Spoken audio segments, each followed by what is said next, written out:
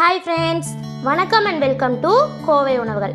இன்றைக்கி நம்ம கிச்சனில் ஈஸியான டேஸ்டியான முட்டை பணியார குழம்பு எப்படி செய்கிறதுன்னு பார்க்கலாம். வாங்க கிச்சனுக்கு.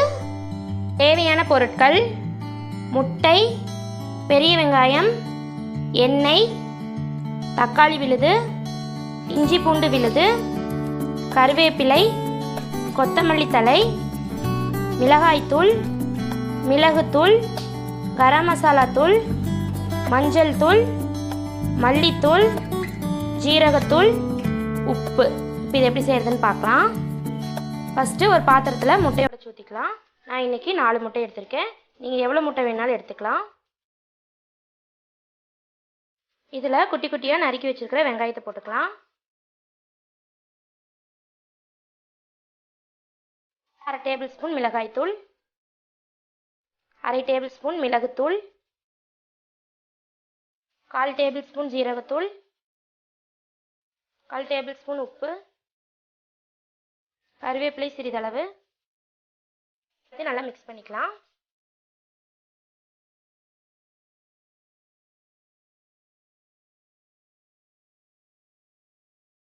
இப்படியே இருக்கட்டும். அடுத்தது ஒரு கடாய் ஹீட் பண்ணிக்கோங்க. இதில் ஆயில் ஊற்றிக்கலாம்.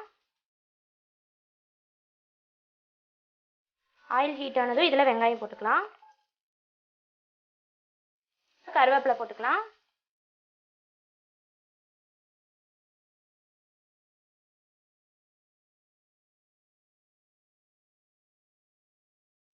வெங்காயம் வதங்கினதும் தக்காளி பேஸ்ட் ஊற்றிக்கலாம். 2 தக்காளியை நல்லா மிக்சியில் போட்டு நைஸாக அரைச்சி எடுத்துக்கோங்க.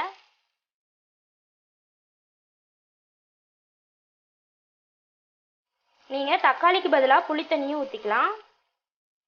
இதில் இஞ்சி பூண்டு விழுது ஆட் பண்ணிக்கலாம்.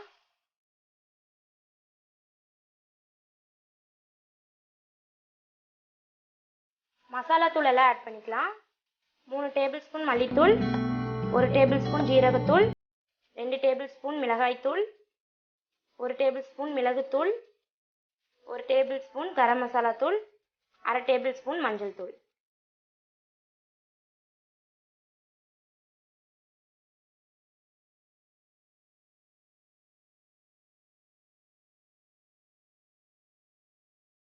தேவையான அளவு உப்பு போட்டுக்கலாம்.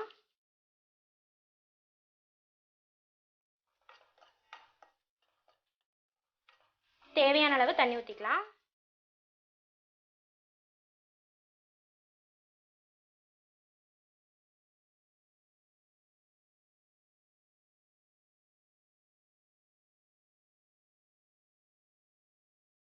கிரேவி நல்லா கொதிச்சு கெட்டியாகட்டும். நம்ம அதுக்குள்ளே பனியாரம் ஊற்றிக்கலாம். பனியாரக்கல்லை சூடு பண்ணிக்கோங்க. இதில் ஆயில் ஊற்றிக்கலாம். பண்ணி வச்சிருக்கிற முட்டையை ஊற்றிக்கலாம்.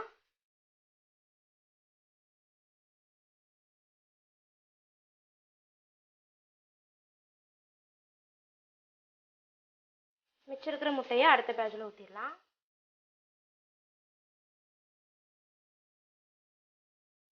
ஒரு சைடு நல்லா வெந்துருச்சு, திருப்பி போட்டுடலாம். இந்த சைடு நல்லா வேகட்டும். இந்த சைடு நல்லா வெந்துருச்சு. இப்போ இதை எடுத்துடலாம்.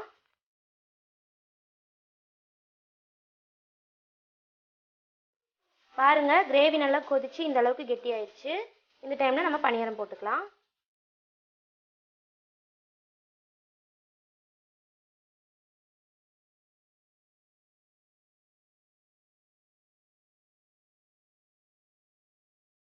இது ஒரு 2 நிமிஷம் இப்படியே இருக்கட்டும்.